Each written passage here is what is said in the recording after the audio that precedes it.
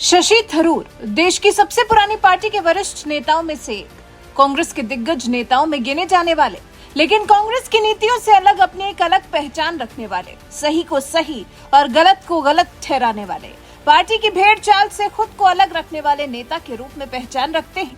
पिछले बहुत से ऐसे किस्से रहे हैं जिन पर उनके विचार पार्टी से काफी अलग रहे हैं और फिर पार्टी आलाकमान क्या सोचेगा इसकी चिंता से भी वो कोसों दूर रहे हैं। और अब जब भारत दुनिया में नई ऊंचाइयों को छू रहा है, भारत दुनिया में नया मुकाम हासिल कर रहा है, G20 जैसे इवेंट का अकेले पूरा जिम्मा संभाल कर दुनिया की नजरों में एक परफेक्ट देश साबित हो रहा है, तो फिर कांग्रेस सांसद शशि थरूर कहां पीछे रहने वाले थे। उन्हें तो इस मुद्दे पर अपने विचार रखने ही थे। और देखिए क्या कहा है कांग्रेस के वरिष्ठ नेता शशि थरूर ने।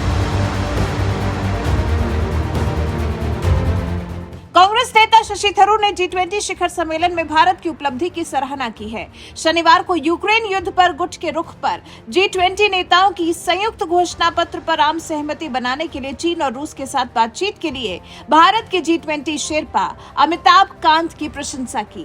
केरल की तिरुवनंतपुरम सीट से सांसद शशि थरूर ने सोशल मीडिया प्लेटफॉर्म X पर G20 को लेकर अपने विचार व्यक्त किए हैं और इसे लेकर पूरे देश के लिए गौरवपूर्ण क्षण बताया है। शशि थरूर ने कहा, बहुत अच्छा अमिताभ कांत, ऐसा लगता है जब आपने IAS का विकल्प चुना तो IFS ने एक उत्कृष्ट राजनयिक खो दिया। अब जब शशि थरूर ने G20 में भारत के शेरपा अमिताभ कांत की इस तरह से तारीफ की तो सोशल मीडिया पर उन्हें इसके लिए खूब प्रशंसा मिली।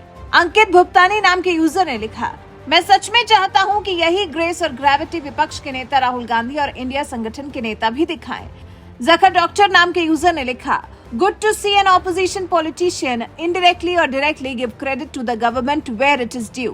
सिड नाम के यूजर ने लिखा, Mr. Tharoor's remark are indeed commendable. तो कुछ इस तरह से शशि थरूर की तारीफ पर उन्हें भी सोशल मीडिया यूजर्स से खूब तारीफ मिली।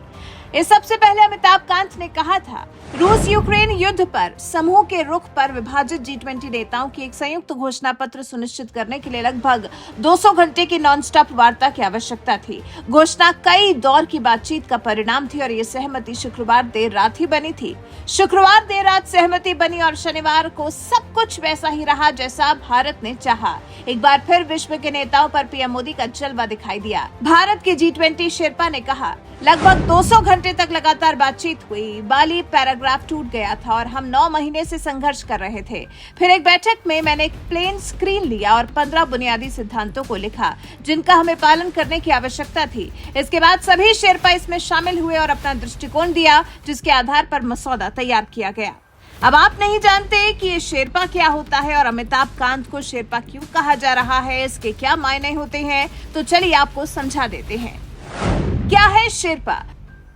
डिप्लोमेसी में तो आपने कई बार शेरपा शब्द का इस्तेमाल होते सुना होगा। कूटनीति के माहिर लोगों को शेरपा कहा जाता है। G20 शेरपा कौन होते हैं? G20 सम्मेलन में जितने भी देश शामिल हैं वो अपने देश की तरफ से एक शेरपा नियुक्त करते हैं। सदस्य देशों के शेरपा G20 सम्मेलन के दौरान अपने अपने देश को रिप्रेजेंट करते हैं। इस सम्मेलन में वो अपने नेताओं की मदद तो करते ही हैं, साथ ही उनका काम अपने देश के नीतिगत फैसले से सभी सदस्य देशों को अवगत कराना भी है। आसान भाषा में शेरपा का पद किसी राजदूत के बराबर होता है। शेरपा की नियुक्ति सदस्य देशों की सरकार करती है। G20 शेरपा का क्या काम होता है? बैठक की प्लानिंग से लेकर देश विदेशी मेहमानों के बीच कोऑर्डिनेशन तक सभी काम शेरपा ही संभालते हैं।